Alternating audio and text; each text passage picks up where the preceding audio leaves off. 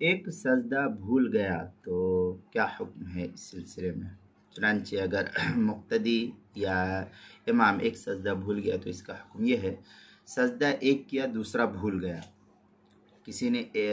کسی رکعت میں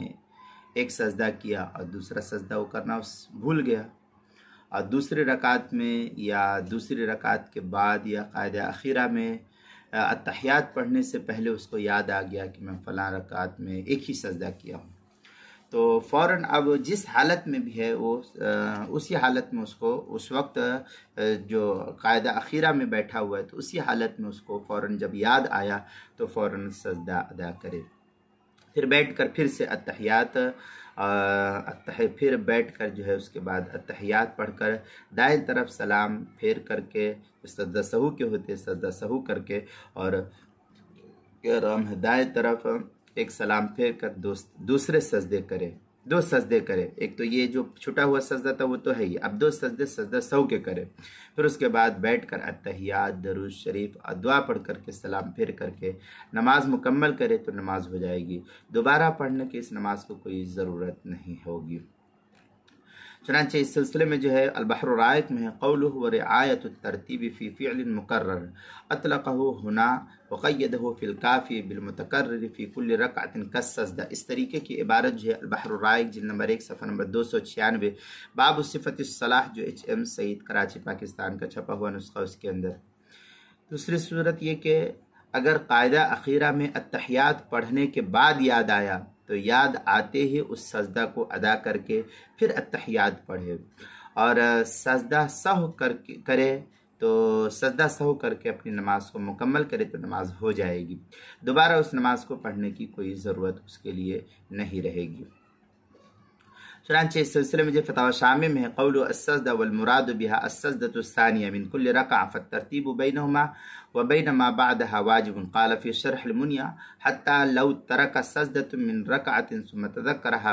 فيما بعدها من قیام او رکوع او سجد، اس طریقے کی عبارت فتاوی شامی جلد نمبر 1 صفحہ نمبر 462 باب صفت الصلاح مطلب کل شفعہ من النفل صلاۃ جو HM سعید کراچی پاکستان کا چھپا ہوا نسخہ اس کے اندر، اسی طریقے سے فتاوی ہندیہ جلد نمبر 1 صفحہ نمبر 81 کتاب الصلاح الباب الثانی عشر فی سجود السہوی جو مکتبہ رشیدیہ کوئٹہ بلوچستان کا چھپا ہوا نسخہ اس کے اندر۔ تیسری صورت یہ کہ اگر نماز میں سجدے کے بارے میں یاد نہیں آیا اور سلام پھیر دیا اور پھر جو ہے سلام کے بعد یاد آیا تو اس نماز کو اب اس شخص کو دوبارہ پڑھنا لازم اور ضروری ہو جائے گا۔ چنانچہ اس سلسلے میں البحر الرائق کے اندر ہے قول والرکوع والسجود لقولی تعالی ارکعوا واسجدوا وللاجماع على فرضیتهما ورکنیتهما والمراد من السجود السجدتان فاصله ثابت بالکتاب والسنہ، اس طریقے کے الفاظ جو البحر الرائق جلد نمبر 1 صفحہ نمبر 293 باب صفت الصلاح فتاوی شامی جلد نمبر 1 صفحہ نمبر 447 باب صفت الصلاح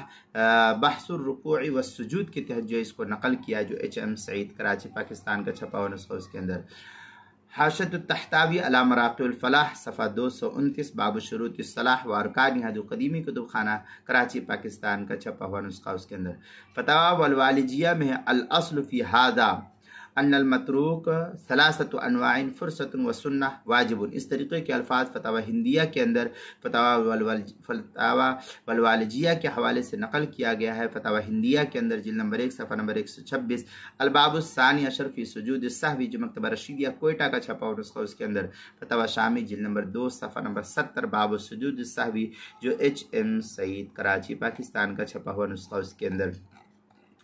اسی طریقے سے نماز کے مسائل کا انسائکلوپیڈیا جلد نمبر 2 صفحہ نمبر 369 اور 370 پر بھی اس کو نقل کیا گیا، وہاں بھی دیکھ سکتے ہیں۔ اور نماز کے مسائل کا انسائکلوپیڈیا جلد نمبر 1 صفحہ نمبر 202 حروف تہجی الف عنوان ہے ایک سجدہ بھول گیا، اس عنوان کے تحت جو ہے نقل کیا ہے